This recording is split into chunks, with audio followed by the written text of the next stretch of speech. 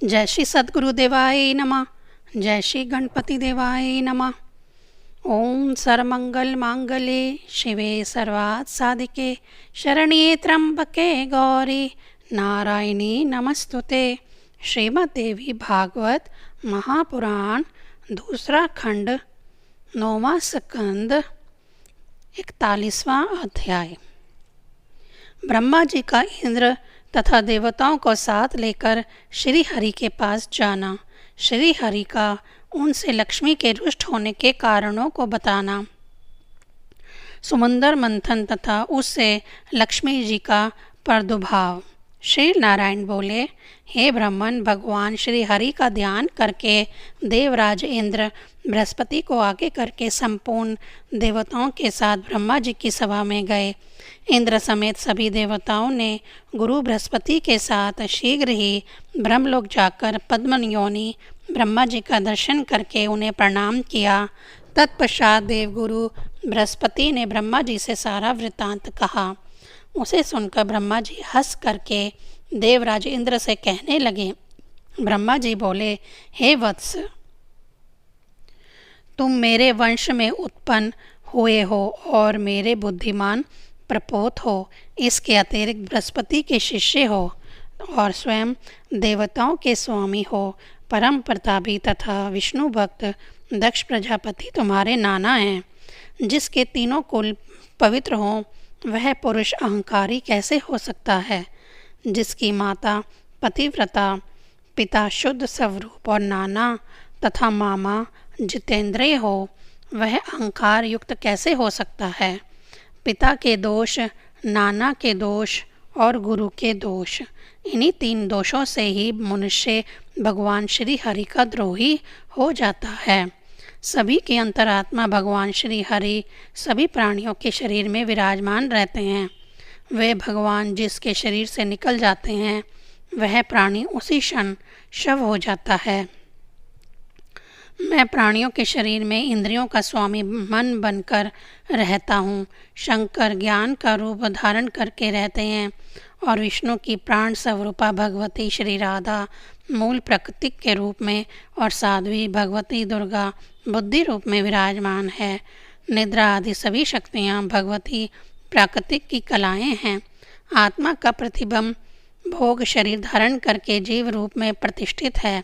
शरीर के स्वामी रूप आत्मा के देह से निकल जाने पर ये सब उसी के साथ तुरंत उसी प्रकार चले जाते हैं जैसे मार्ग में चलते हुए राजा के पीछे पीछे उसके अनुचर आदि चलते हैं।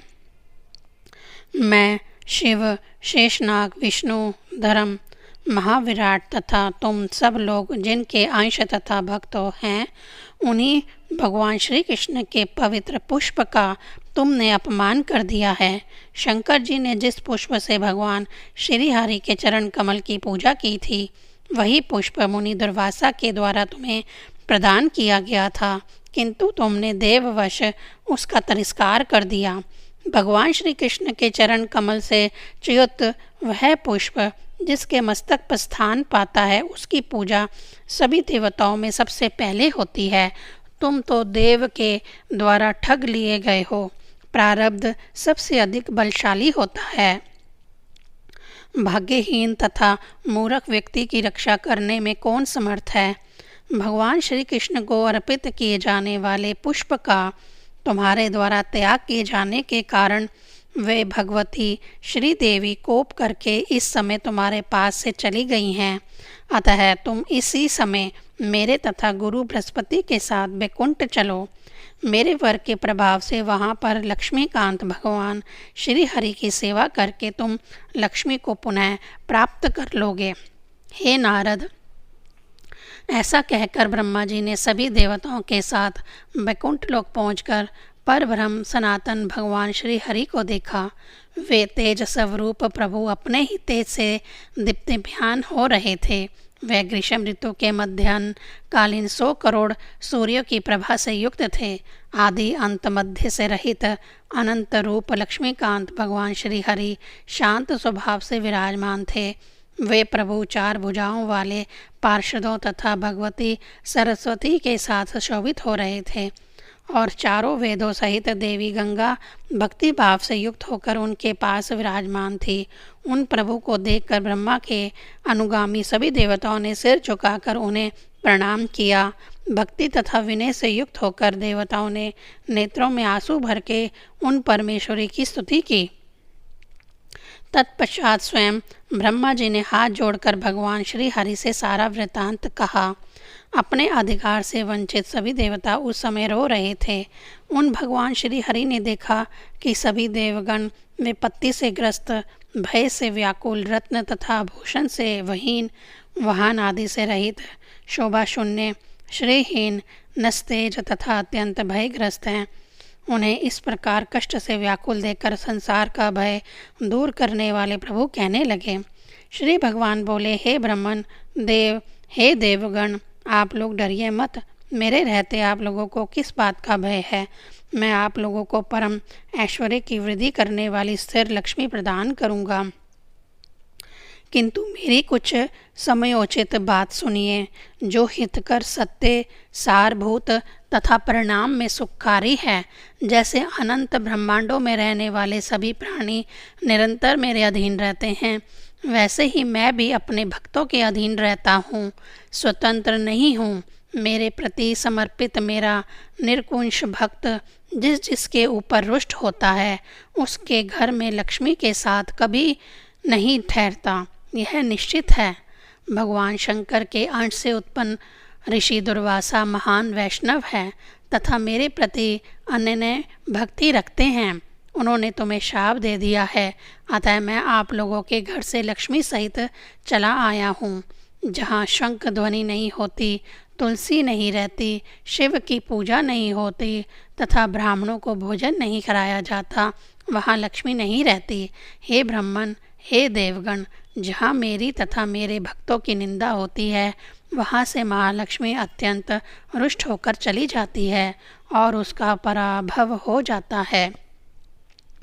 जो मूर्ख मनुष्य मेरी भक्ति से रहित है तथा एकादशी और मेरे जन्म के दिन यानी जन्माष्टमी आदि को भोजन करता है, उसके भी घर से लक्ष्मी चली जाती है। जो व्यक्ति मेरे नाम का तथा अपनी कन्या का विक्रय करता है और जिनके यहाँ अतिथि भोजन नहीं करता, उनके घर से मेरी प्रिया लक्ष्मी चली जाती है। जो ब्राह्मण वेश्या का पुत्र है अथवा उसका पति है, वह महापापी है। जो विप्र ऐसे पापी के घर जाता है और तथा शूद्र का श्राद्ध अन्न खाता है, उसके घर से कमल आसन महालक्ष्मी अत्यंत रुष्ट होकर चली जाती है। हे देवगण, जो द्विज अधम शूद्रों को का शव जलाता है, वह भाग्यहीन हो जाता है। उससे रुष्ट होकर कमल वासनी लक्ष्मी उसके घर से चली जाती है। जो ब्राह्मण शूद्रों के यहाँ भोजन पकाने का काम करता है तथा जो बैल हाँकता है, उसका जल पीने से लक्ष्मी डरती है और उसके घर से चली जाती है।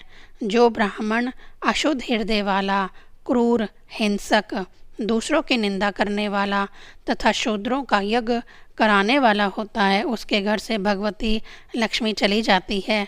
जो ब्राह्मण पति पुत्रहीन स्त्री का अन्न खाता है, उसके घर से भी जगजननी लक्ष्मी चली जाती है। जो नखों से निष्प्रयोजन तृण तोड़ता है अथवा नखों से भूमि को कुरेदता रहता है तथा जिसके यहाँ से ब्राह्मण निराश होकर चला जाता है, उसके घर से मेरी प्रिया लक्ष्मी चली जाती है। जो ब्राह्मण सूर्योदय के समय भोजन करता है, दिन में शयन करता है तथा दिन में मैथुन करता है, उसके यहाँ से मेरी प्रिया लक्ष्मी चली जाती है। जो ब्राह्मण आचारहीन, शूद्रों से दान ग्रहण करने वाला, दीक्षा से वहीन तथा मूर्ख है, उसके भी घर से प्रिया लक्ष्मी चली जाती है। जो अल्पज्ञ, भीगे पैर अथवा नग्न होकर सोता है तथा वाचाल की भांति निरंतर बोलता रहता है, उसके घर से वे साध्वी लक्ष्मी चली जाती हैं। जो व्यक्ति अपने सिर पर तेल लगाकर उसी हाथ से दूसरे के अंग का स्पर्श करता है और अपने किसी अंग को बाजे की तरह बजाता है, उससे रुष्ट होकर वे लक्ष्मी उसके घर से चली जाती है। जो ब्राह्मण व्रत उपवास नहीं करता संध्या वंदन नहीं करता, सदा अपवित्र रहता है तथा भगवान विष्णु की भक्ति से रहित है, उसके यहाँ से मेरी प्रिया लक्ष्मी चली जाती है। जो व्यक्ति ब्राह्मण की निंदा करता है और उससे सदा द्वेष भाव रखता है, जीवों की हिंसा करता है तथा प्राणियों के प्रति दया भाव नहीं रखता है, सबकी जननी लक्ष्मी उस व्यक्ति से दूर चली जाती है।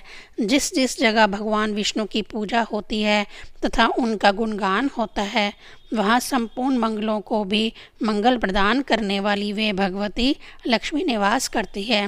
हे पितामह, जहाँ भगवान श्री कृष्ण तथा उनके भक्तों का यशोगान किया जाता है, वहाँ उन श्री कृष्ण की प्रिया भगवती लक्ष्मी निरंतर निवास करती रहती है। जहाँ शंख ध्वनि होती है और शंख, शालग्राम शिला तथा तुलसी दल ये रहते हैं एवं उनकी सेवा, वंदना तथा ध्यान किया जाता है, वहाँ वह लक्ष्मी सर्वदा निवास करती है।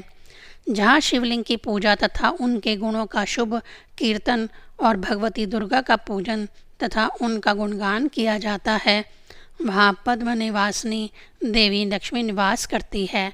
जहाँ ब्राह्मणों की सेवा होती है, उन्हें उत्तम भोजन कराया जाता है और सभी देवताओं की पूजा होती है, वहाँ कमल के समान मुख वाली साध्वी लक्ष्मी विराजमान रहती है। हे नारद, समस्त देवताओं से ऐसा कहकर लक्ष्मीकांत भगवान श्री हरि ने लक्ष्मी जी से कहा, क्षीर सागर के यहाँ तुम अपनी एक कला से जन्म ग्रहण करो। लक्ष्मी जी से ऐसा कहकर जगत प्रभु श्री हरि ने ब्रह्मा जी से पुनः कहा, हे कमलो उद्धव, आप समुंदर मंथन करके उससे प्रकट होने वाली लक्ष्मी देवताओं को सौंप दीजिए। हे मुनि, ऐसा कहकर लक्ष्मीपति भगवान श्री हरि अंतःपुर में चले गए और देवताओं ने भी कुछ काल के अनंतर क्षीर सागर की ओर प्रस्थान किया। समस्त देवताओं तथा राक्षसों ने मद्राचल पर्वत को मथानी, कच्छप को आधार और शेषनाग को मथानी की रस्सी बनाकर समुंदर मंथन किया। उसके परिणाम स्वरूप उन्हें धन्वंतरी, अमृत, इच्छित उच्चवह श्रवा नामक अश्व, अनेक विधि रत्न, हाथियों में रत्न स्वरूप ऐरावत, लक्ष्मी, सुदर्शन चक्र और वनमाला आदि प्राप्त हुए। हे मुने, तब विष्णु प्रयाण साध्वी लक्ष्मी ने वह वनमाला क्षीर सागर में शयन करने वाले मनोहर सर्वेश्वर श्री विष्णु को अर्पित कर दी। तत्पश्चात ब्रह्मा, शिव तथा देवताओं के द्वारा पूजा तथा स्तुति किए जाने पर भगवती लक्ष्मी ने देवताओं के भवन पर अपनी कृपा दृष्टि डाली। फलस्वरूप वे देवगण मुनि दुर्वासा के शाप से मुक्त हो गए। हे नारद, इस प्रकार महालक्ष्मी के अनुग्रह तथा वरदान से उन देवताओं ने दैत्यों के द्वारा अधिकृत किए गए तथा भयंकर बना दिए गए अपने राज्य को पुनः प्राप्त कर लिया। इस प्रकार मैंने लक्ष्मी का अत्यंत उत्तम, सुखप्रद तथा सारभूत संपूर्ण उपख्यान आपसे कह दिया। अब आप पुनः क्या सुनना चाहते हैं? 41वां अध्याय समाप्त। ओम ऐं ह्रीं क्लीं चामुंडाय विच्चे।